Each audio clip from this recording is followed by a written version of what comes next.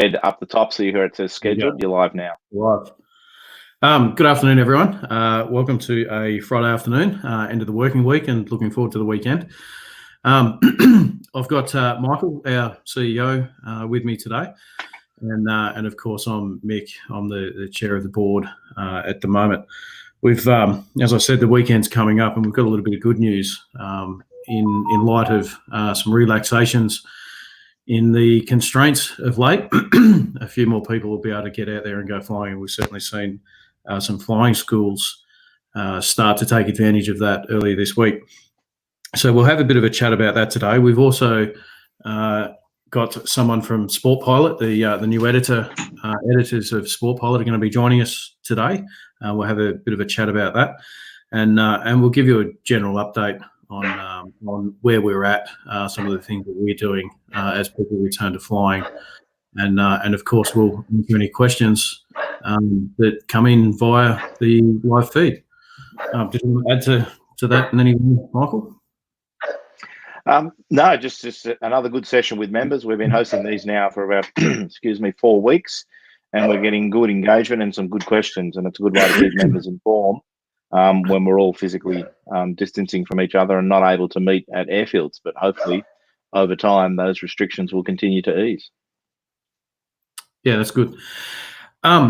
So let's kick off with a bit of an update about where RAAus is at. I understand that there's a lot of stress in the broader community, the broader economy that's been caused by COVID-19. But for RAAus, for the most part, we've survived, and we've survived quite well. And that's not to say we're out of this at the moment. I mentioned before that some of the travel restraints, some of the working constraints and whatnot are being relaxed. But listening to the news this morning, New South Wales and Victorian premiers, they are worried about an unmanageable spike in cases overwhelming the system. But everyone seems cautiously optimistic, and that's how we are here at RAAus. We're lucky in that flying is one of those activities that we can actually conduct in a relatively safe manner, in the sense that most of the time we're either flying alone or with a household member or someone like that, and so we don't expose ourselves to unnecessary risk. But as we come out of this, of course, schools will start to operate, return to their general business as usual activities, and there's a few things that we'll be doing to help people cope with that. But at a high level, we've experienced a very, very minimal decline in our membership numbers, which is quite refreshing for us. We've had a lot of people who are passionate about aviation. They've chosen to stick with us, and they've shared the same optimistic views with us, in that we will come out of this and flying activities will resume. And what that means is that we're still in a very, very healthy financial position. We've still got around about $1.3 million cash balance in the bank, backed by our usual assets, and we are still in a very strong, healthy position. We've got staff at home. Services continue to operate, so I'll let Michael talk about that as he manages the staff and the office activities on a day-to-day basis. Yeah, thanks, Mick. We've been working from home since mid-March, and I think right at the outset, when COVID-19 hit, we took a decision that we wanted to maintain services to members, so it was important that we separated staff physically, and we put everything in place to allow us to continue to deliver services to members. And that's happened all through April and up until today, midway through May. And we expect that to continue through until the end of the financial year, at least till the 30th of June, is when we'll be reviewing our working arrangements in line with the Prime Minister's 3-phased approach.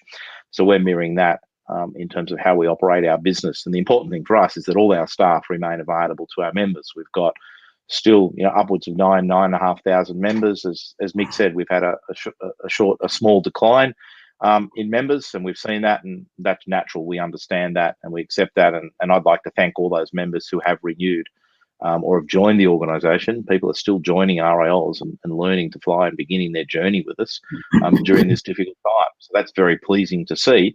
And we believe it's important that we continue to deliver those services to members. So each and every one of our team across all the key business lines, our operations, our airworthiness and maintenance area, and our safety portfolio are all available and continue to be busy and working with members on a whole range of things. We saw a decline in a number of school openings in April. A lot of schools took a decision just to distance themselves and shut down. But what we've seen in May now is a number of those schools are reopening. And that's based on the advice and the easing of the restrictions in each of the states around the country. And we'll talk a little bit more about that and what those restrictions mean for our schools. But as far as I'm concerned, in the office, we're all here, we're all available, and we continue to be available to our members. We've had a couple of comments come in already. First one's from a good friend of ours, Matt. He's just wishing us well and whatnot. Thank you, Matt. I hope you're well. I hope you're staying safe and continuing your flying activities as well. And thanks for the comment. We might jump straight into some of these comments, actually. So we've just had one from, and I hope I pronounce this right, Joy Fuster. I'm not sure if that's your real name, but we can see it on the screen. Can we fly in New South Wales, and where do we find info specifically about flying? I'll hand back to Michael in a moment, but the New South Wales restrictions that are in place at the moment, they've just relaxed them, and they're now talking about public gatherings of up to 10 people are okay. You can have private gatherings of, I think it's 5 people off the top of my head in a household, and so on. The difficulty we face is that as much as we love flying, and we all do, flying is a small part of the economy, and there's not a lot of attention specifically paid to flying. And that means there's no targeted information tailored to our activities. Having said that, flying is allowed, as far as I understand, it is allowed, and we're going to be providing a little bit of guidance and advice to our schools. I might leave Michael to talk to that a little bit more. Yeah, thanks, Mick. As you said, flying is a fairly small part of the economy. So where the government message has been focusing on is larger components of the economy, pubs and clubs and cafes and playgrounds and amusement parks for kids and things like that, where nowhere specifically has recreational flying been discussed in any of the communication with the government. Now, we've written to the Deputy Prime Minister through the TAFE. RAAus is a member of the Australian Aviation Forum, and we've written to the Prime Minister to get some guidance. But at this stage, we haven't received any guidance. But reading the information that is available, and it's been published on Safe Work Australia websites and local health websites, there's nothing precluding private flying. You can jump in your car now, you can go to the airport, you can jump in your aircraft, you can go for a flight. If you are crossing borders, of course, there's still requirements in Queensland to get permission to cross the border into Queensland. So our recommendation is do A to A flights. At this stage, don't look at doing A to B flights or A to B to C flights. Consider just local flights to keep your skills up, keep your recency up, and to maintain the maintenance of your aircraft. In terms of schools, the question that we often get asked is, how do we manage the 1.5 metre physical distancing that is in place? And Safe Work Australia has produced significant information on that. We'll pop the website up so people can copy that down. If you go to Safe Work Australia and you look at your industry, and aviation is an other industry, there's no specific industry for our flight training schools, and read about the 1.5 physical distancing. And it gives examples of where that's actually not possible in the workplace. And if you think about a number of workplaces where a 1.5 metre distance between the employer and the employee, or the business owner and the customer, you can't keep 1.5 metres. So hairdressing is an example. Mechanics working on a car in an engine or in a pit is another example. People delivering furniture carrying furniture around. Again, they can't keep 1.5 meters from each other. And flight training is exactly the same. There's no way that you can be 1.5 meters from a student in a cockpit. So you are allowed to do that so long as you introduce a range of other measures. And those other measures are to do with hygiene. So things like not sharing headsets, making sure you disinfect the aircraft in between each student. Schools with 2 aircraft and 2 instructors may allocate an instructor to a specific aircraft so that the instructors aren't operating 2 aircraft, or 2 aircraft aren't having a number of instructors in them. So there's just innovative ways of working through the system to understand exactly what your rights and responsibilities are in that space. And as Mick said, we're going to be producing some more guidance material on this. We're researching the websites, and we'll have some information out to our schools by the end of next week that looks specifically at the Safe Work Australia website and gathers that information, so it's easy for our schools to make that decision to open, as well as some hygiene and some information that we've previously shared on keeping aircraft clean and the control and the contact services that you're touching in an aircraft to minimise any risk of cross-infection. And as Michael said, we'll we'll make that information more broadly available and accessible via our website to our members and schools. So overseas schools, overseas theory schools partnering with RAAus and how they're being vetted. And there's also a follow-up to that. Actually, same person, sorry, my mistake. Overseas theory schools that are claiming to be in partnership with RAAus, they may or may not actually be affiliated with us. We have flight schools that we are affiliated with. We audit the schools, we audit the instructors, the CFIs, etc. We check over their records and whatnot. But in terms of overseas theory schools, they may exist if they claim to be in partnership with us.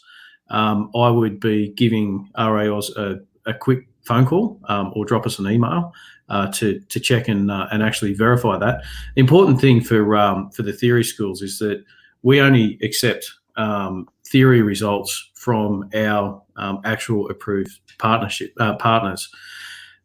So if someone does claim to be in a partnership with RAAus, and then you pay to go and undertake theory, you pay to do a test or whatever, it's very important to first check that they are in fact a partner. In terms of how we vet them, it's the same with any school.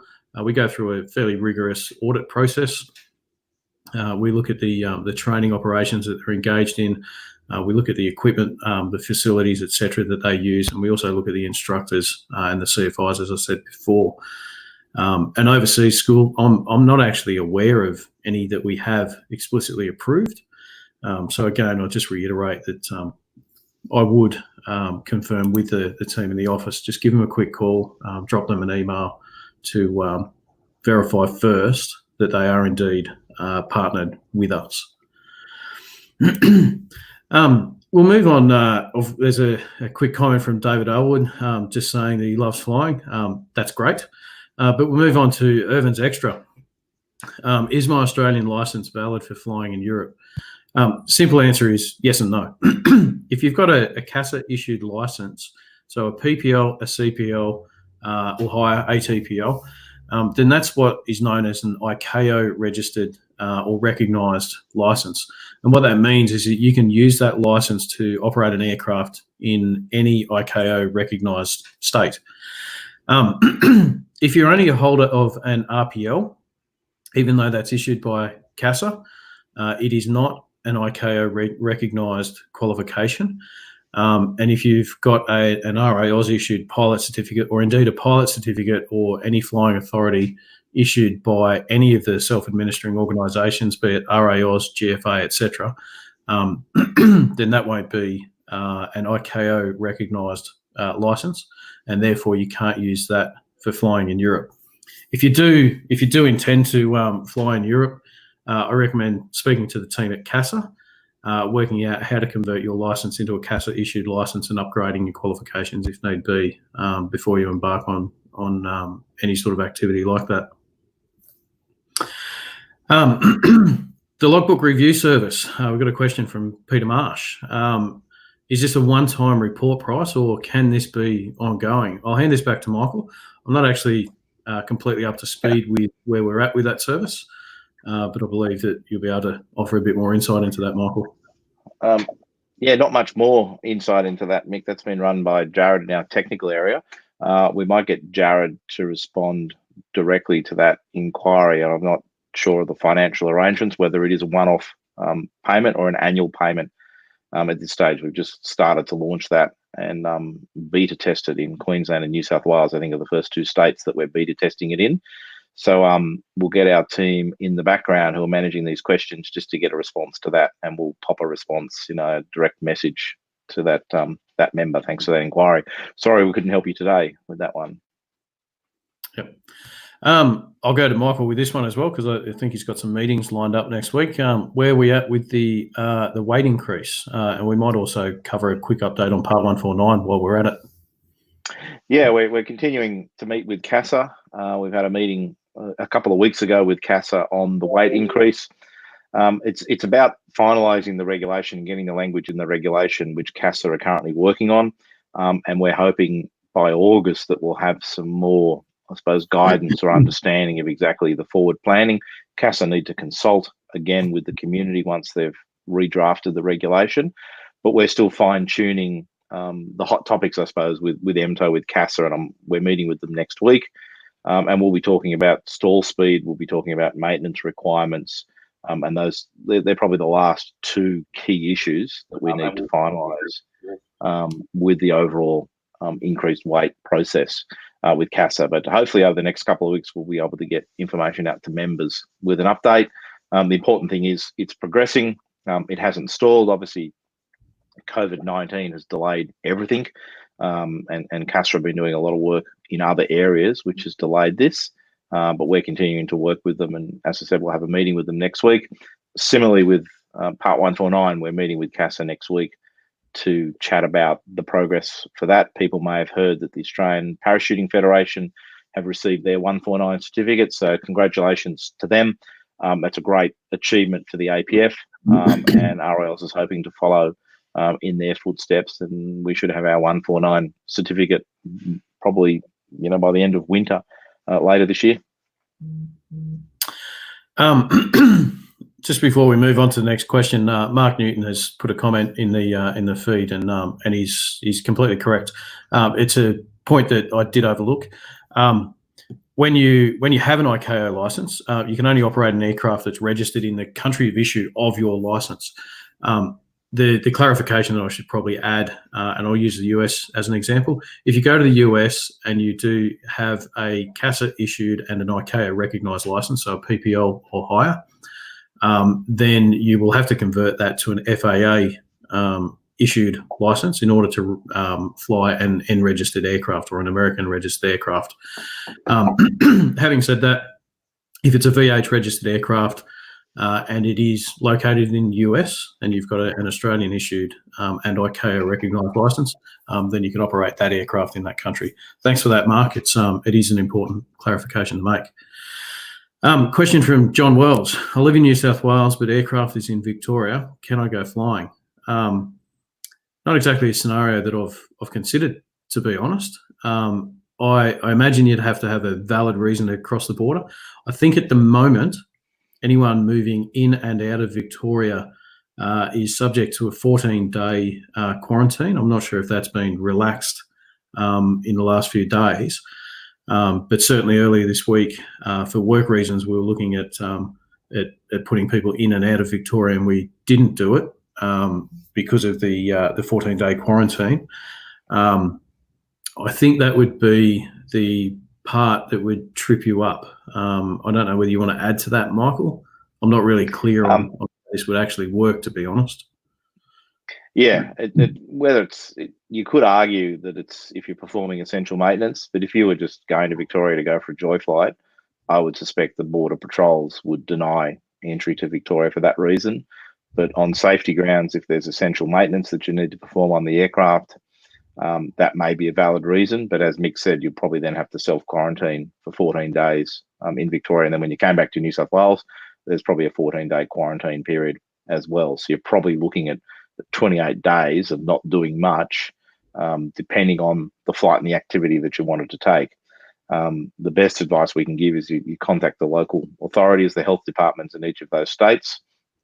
And we've had a number of members express satisfaction with local police and local authorities who have approved essential maintenance on aircraft and access to airfields and moving around, because it's a safety risk, and we certainly want people to be safe. So we would strongly encourage it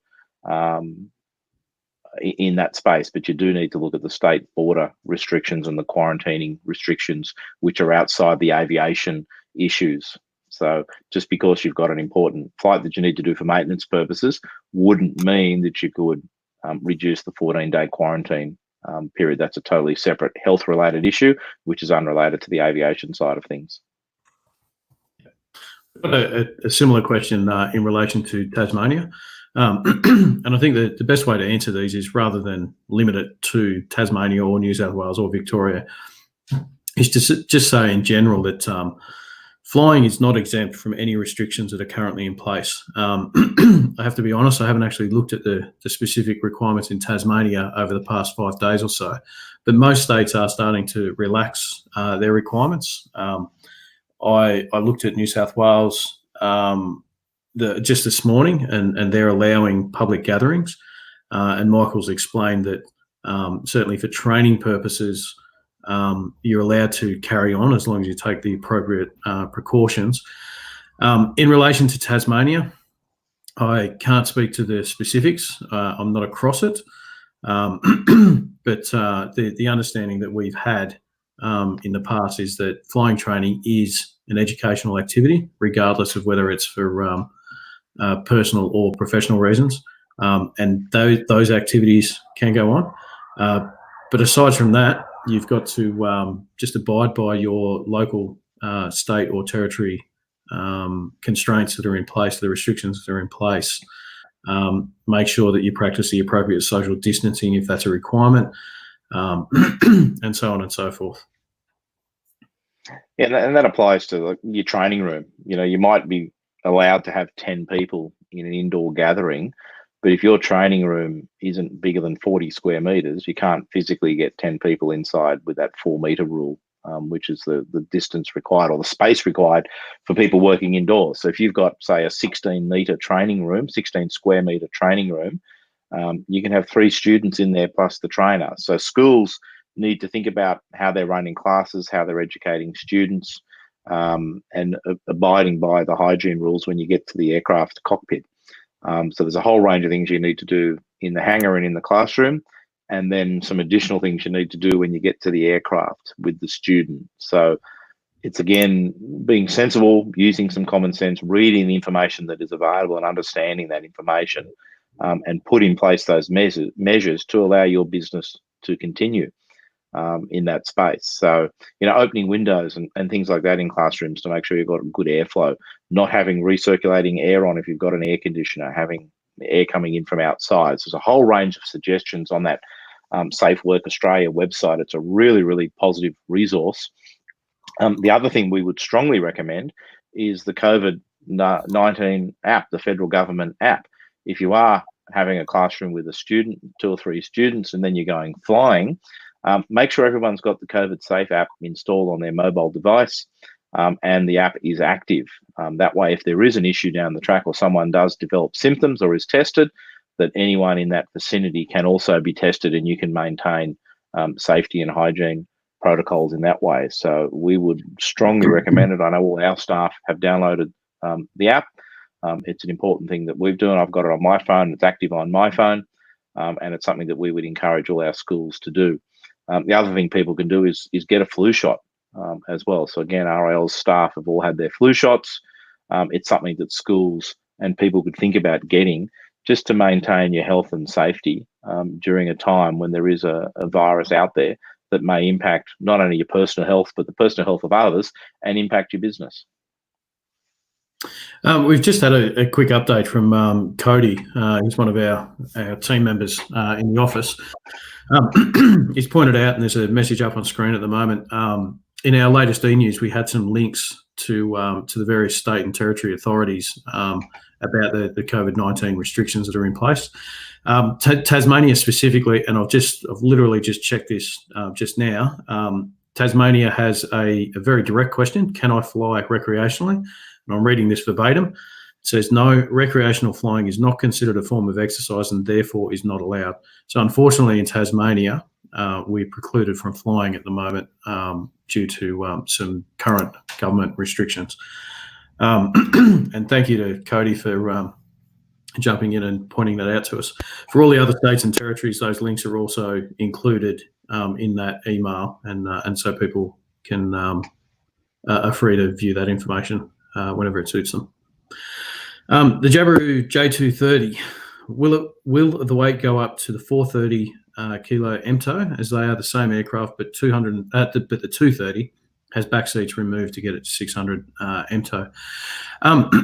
That's the goal for us. At the moment, the way that CASA has structured their proposed rule change is that there's no change to the stall speed. And we're arguing against that in quite a motivated fashion. We don't think it makes sense to increase the weight without giving any consideration to the stall speed. And what we're essentially saying is that if you're flying a Jabiru J230, for all intents and purposes, it doesn't matter if you put extra weight in, it is still the same plane. Obviously, there's going to be some slight performance variations, but it is the same plane. And if that plane has been designed to an acceptable standard, it doesn't matter whether that's the LSA standards defined by ASTM or some other acceptable standard, then our argument is, as long as it doesn't exceed the MTO, then it should be able to be operated under the RAAus category. And if that is the argument that wins on the day, then certainly, yes, your weight will increase accordingly. So I hope that answers your question on that one, John. Little comment from Brett again. I hope I say this right, Brett Precy. Don't forget, you mustn't make the COVID app a requirement. Government fines are applicable. Absolutely, we're not making it a requirement for members, for flying schools, or certainly not for staff. We are encouraging it. We think it's a good thing. Obviously, other people will have varying opinions. We think that sharing some of this information and making it available and helping to track this will actually aid in the broader economy's recovery from COVID-19, and certainly return us to flying activities sooner than might otherwise be the case. Personally, I've had a look at the code and some of the online websites that have pulled that code apart, and I know others that have done the same. And I'm pretty comfortable running it on my phone. I'm comfortable from a perspective of it's not going to snoop on me. It's not going to give away my data, breach any data requirements. And I'm quite possibly one of the most skeptical people out there when it comes to these apps. But I'm comfortable running it. And my personal advice to anyone I know is that I think it's a positive thing to do. So we encourage it, but we can't mandate it. We've just had a message from our magazine editors. They're having a couple of issues getting online, so we might quickly talk about some of the things that we're doing in relation to rusty pilots. So obviously we've had a few pilots that haven't flown for a few months, potentially longer. If you were in that group of people that hadn't flown in the lead up to these restrictions being in place, and then haven't been able to fly during these restrictions, then you may have seen 2 or more months where you haven't been able to fly. We're going to make some information available. We're going to encourage people to go flying with either somebody else who's managed to stay current and competent throughout this period, or better still, go and fly with an instructor at a local flying school and get some refresher training. So there'll be some information coming out on that, just to make sure that people are returning to flying in a safe manner, both in relation to taking the appropriate precautions around COVID-19, as Michael alluded to before, making sure that the contact surfaces, things that you touch on a regular basis in an aircraft, cleaned down, properly sanitized and whatnot. But also, once you're actually up in the air and you're operating, that you're doing so in a safe manner. We've got on our current magazine platform, issue.com, we've got a document called License to Learn. That document is a great resource for not just people returning to fly, but also current pilots, people who are continuing to fly, and we'd certainly encourage people to take a look, download that document, have a look at it, and make sure that they're okay to fly. Michael? Yeah, and as you said, we're producing a sort of similar License to Learn resource that'll be available in the next 4 to 6 weeks for our members, which is about returning to flight. Getting your aircraft ready. If you haven't flown your aircraft for a couple of months, what are the things that you need to do to make sure that that's ready for flight? The things that you need to do as a pilot, are you fit to fly and ready to fly? And of course, encouraging people going to our schools and doing a flight review. Even if it's not time for your biennial flight review, do a flight review. It generates revenue for the school, gets the aircraft used, gets your skills up, gets the instructor used to doing some instruction time again, and really just generates some movement in our sector, which is what we want to do. And that's a conversation that the board will be having at our forthcoming board meeting. But yeah, we're going to have resources available over the next week. We're also looking at developing a sort of Ready Reckoner tool that you can answer some questions yourself as a member, and it'll give you some guidance on whether you should or shouldn't get a flight review based on your experience, based on your activity in the last 90 days. And that tool should be available sometime in June as well. It'll be 3 to 4 to 5 questions that you answer. It's going to be by no means mandatory or a requirement. It's a fairly simple tool that you just answer, as I said, 3, 4, 5 questions, and it'll give you an indication of, based on your responses, we would recommend a flight review, or we would recommend your aircraft undertake some maintenance. So stay tuned for that. If you're not already a subscriber and you're on the live stream today, go to our website and subscribe to our newsletter. And that'll all be contained in the newsletter that we share with members, as well as other subscribers who are not necessarily members of RAAus. So stay tuned for those resources, as I said, in the next 4 to 6 weeks. Okay, and we've got a Sport Pilot update. So we've got Nick joining us from Pace. G'day, Nick. How are you? G'day, Nick. I'm good. Have I finally made it in here? Yes. You are in the live stream. So yeah, good. We'd like to welcome Nick on board. So he's a newcomer to the team. We went through a fairly extensive process of talking to a number of different potential magazine partners to help us reintroduce Sport Pilot. Nick and his team have come up with what we think is a great proposal. It not only brings the magazine back to life and picks up where our previous editor, Monck, left off. Unfortunately, for reasons most people know, Monck, well, he passed away and he's not able to continue. But we've got faith that Nick and his team are going to bring it back. They're going to make it bigger, better, stronger than ever, and not only bring it back to subscribers, but bring it back to the full membership base. So all of our 10,000 odd members will be receiving a paper copy of the magazine. The first one will come out in August, and I believe at the moment you're working on the content with a view to making some digital content available very soon, Nick. Yeah, so probably a few changes to what we had before. As you say, we're going to distribute it to all members, which I think is really important. But in recognition of the fact that the world has changed, we'll be producing initially 3 copies, 3 editions per annum, with the first edition coming out in August. And we'll be producing, in the meantime, to make sure people are up to date, quite a bit of digital content, and that'll be starting to go live really soon. We've got the first bits and pieces ready to go.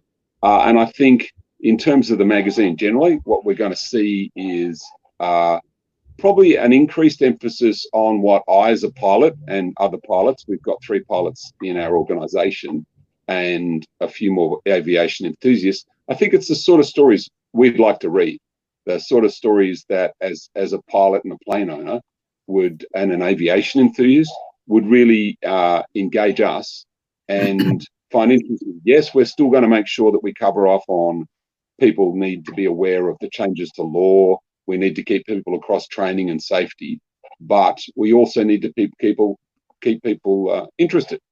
And so that'll be our focus. People want to know about places they can go, aircraft they can fly, and things they can do. So that's where we're headed editorially in the next edition, and we'll be taking it from there. That's great. I for one am really looking forward to seeing what you guys come up with, and really excited about some content coming out soon. You just mentioned that you're a pilot and you've got a few pilots on your team. Can you just give us a little bit of a view about what the background, what the history of your team is in this space? Just so we've had a few questions from members over the past couple of weeks saying, are these guys magazine producers, or are they pilots, or are they a little bit of both?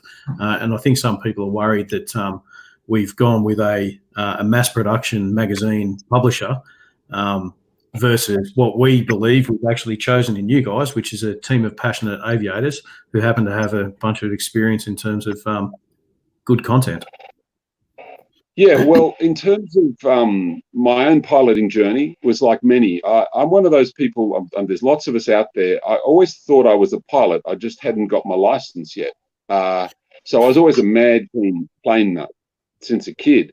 But it wasn't until about 20 years ago that I finally mustered up the courage and the money and started training. Now, in those days, this is pre-RAAus.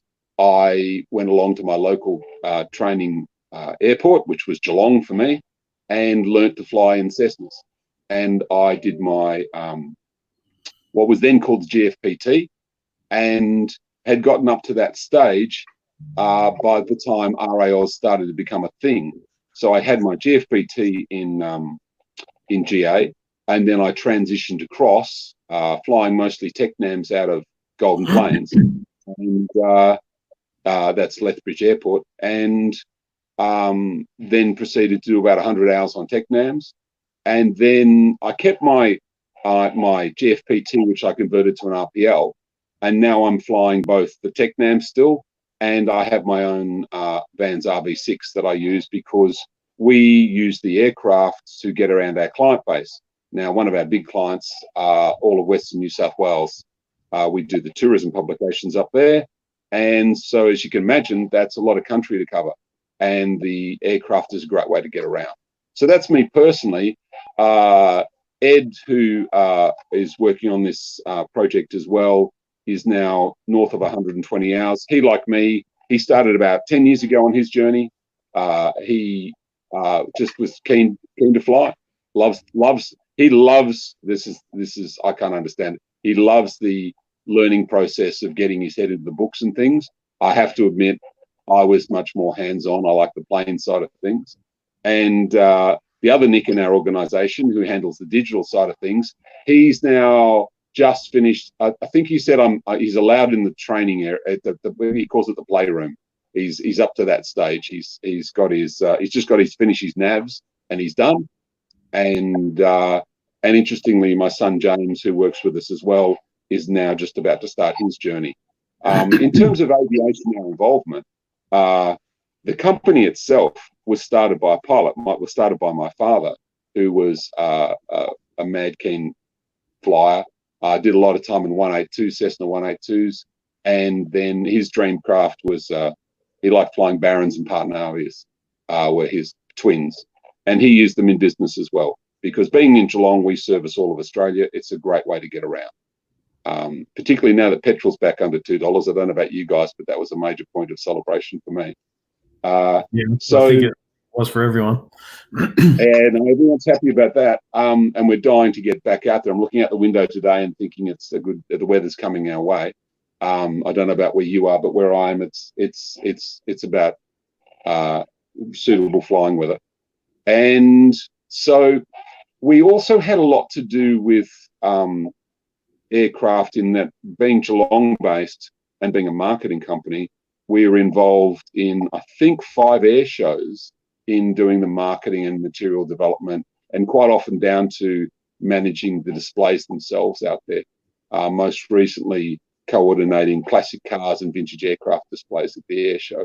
So we've sort of got that strange double connection there with aviation, and a pretty strong passion. I don't know if you can see behind me the bookshelf, but about half of that I'm going to say is aircraft. And I was talking to Stuart Wilson, the very highly regarded aviation historian, who's agreed to come on board and help us a little bit. He's got a more impressive library, but I think I come second on that one. So I think we're aviation enthusiasts who happen to be magazine publishers, which is a convenient fit for this particular task.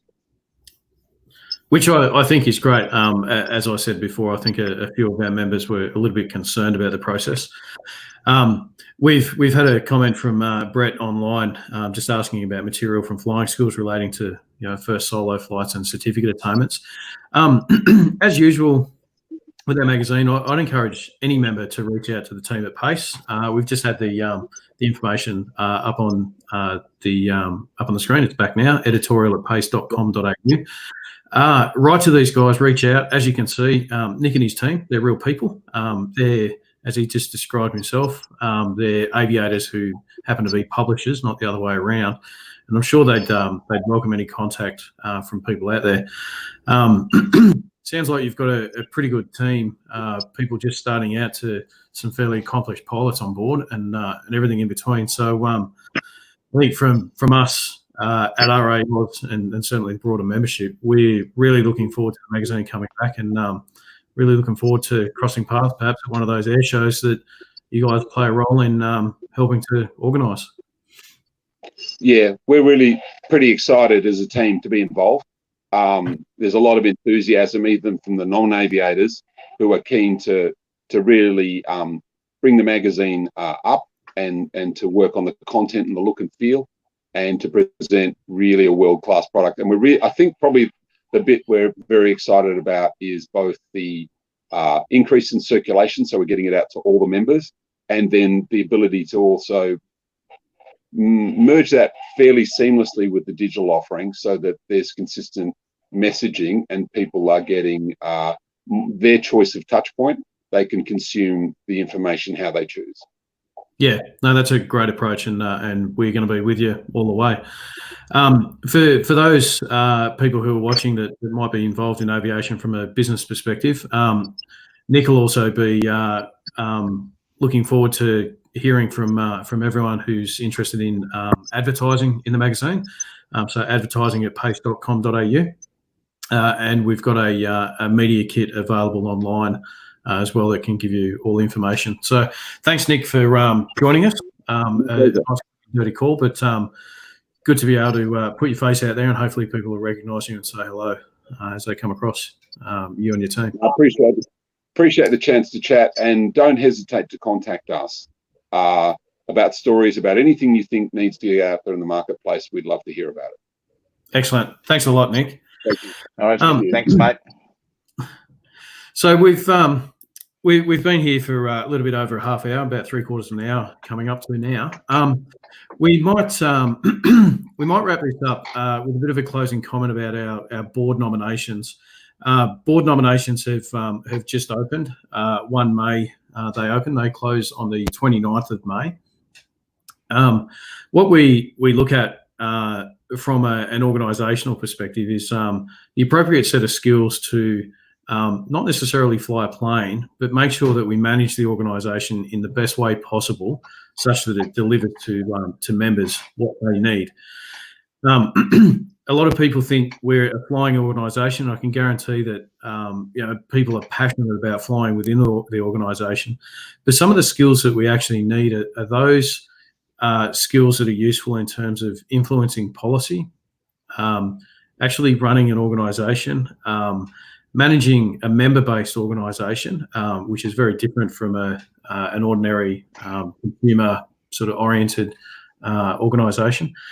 But a lot of the time, these skills are kind of overlooked, and we end up a situation we had a number of years ago was more than 50% of the board was 70 plus years old, flying instructors that owned their own school, but weren't necessarily versed in running a national organisation to look after the interests of members.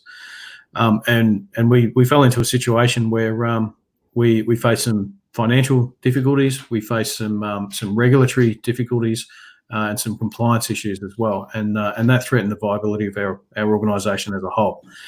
Now, I do want to say that those flying skills are incredibly important, and we need people who are in touch with the community and actually understand the demands and the requirements of flying schools. But we also need a broader set of skills. So if you think you've got those skills, be they legal, financial, governance, policy type skills, we'd certainly look forward to hearing from you. They're the sorts of issues that we need on the board as we progress through things like weight increases, controlled airspace access, Part 149 transition, so on and so forth. That's exactly what we need, is some guidance from some good, skilled people in those areas. And we'd certainly encourage you to think about coming on board and helping us as an organisation. If you are interested in nominating, get in contact with Marette from the office. Her email is up on the screen at the moment. And fire through a request. We'll send you a nomination pack. You can equally ring the office. My number and email address are spread around the place. Look me up. Give me a call if you're interested in knowing a bit more about it. But otherwise, we'd like to hear from those people who think that they're appropriately qualified, skilled, experienced, etc., and can help us along. I might also just ask Michael to speak from his perspective. What a good board can do in terms of helping offer guidance, direction, and stability to the management team. And it's exactly those three things, Mick. As a chief executive, my job and the job of the team is to manage the day-to-day affairs of the company. The role of directors and a board collectively is to make those governance, policy, regulatory and legal decisions, and give us and me direction on where they want to take the organisation. So approve a budget to spend, put together a strategic plan, and guide us in the 5 or 6 key strategies that the organisation wants to move in. And then I use the team and the resources that the board provides to deliver those outcomes to the board. So we need people across all avenues of corporate governance, as you said, regulatory, legal, financial, marketing is an area as well as people who obviously have to be members of the organisation, and a large portion of our members are already pilots. So a little bit like what Nick said about Pace Media. They're a bunch of pilots who happen to run a magazine. We're a group of pilots, 10,000 pilots in our organisation. Surely there's skills out there in those legal, regulatory, financial, marketing spaces, and that's the type of people we're looking for, that can organise and sit in a boardroom 4 or 5 times a year and discuss high-level organisational issues, liaise with the regulator, liaise at senior political levels, and work with the chair, Mick, and me, the chief executive, in delivering the outcomes for all our members, which is what we're all about. So I'm looking forward to some quality nominations coming in, and we'll publish those. And one of the good things with the timing of Sport Pilot is that those nominations will be circulated with the first edition that comes out in August. So it's important, if you're a member or your membership has lapsed in the last couple of weeks because of coronavirus, that you look at reactivating your membership and rejoining the organisation, so you make sure you can exercise your right to vote, and you get access to all that information. And just a small thing, we're waiving reactivation fees over the next couple of months for members. We understand that there's other reasons why people haven't activated their membership. So if you rejoin RAAus, there won't be any additional charges for reactivation. It's just something little that we can do to help members who may be struggling a little bit with rejoining the organisation. But it's a good time over the next couple of months now to reactivate. Restrictions are lifting. The magazine's coming back. Hopefully the new normal for us is a little bit restrictive than it has been the last 6 weeks. Okay, and that's a nice positive to end up on. As I said at the beginning of the call, it's a Friday afternoon. Certainly where I am, I'm looking outside now and it's blue skies and no wind. Hopefully it stays like that for the weekend, and a few of us can take advantage of the relaxations and go out flying. So I'd like to say thanks to Michael and the team. We might quickly flash up Marette and Lisa, who are behind the scenes vetting questions for us and feeding us through information. Thank you, Marette and Thanks, Lisa. guys. We, as we've said earlier, we encourage people to take advantage of the weekend, go out flying, but do it safely. And we look forward to holding more of these forums with either Michael and me or other staff over the coming weeks to keep everyone, members and otherwise, up to date with what RAAus is up to and how we're trying to advance things for the organisation and aviation in general. Thank you. Thank you.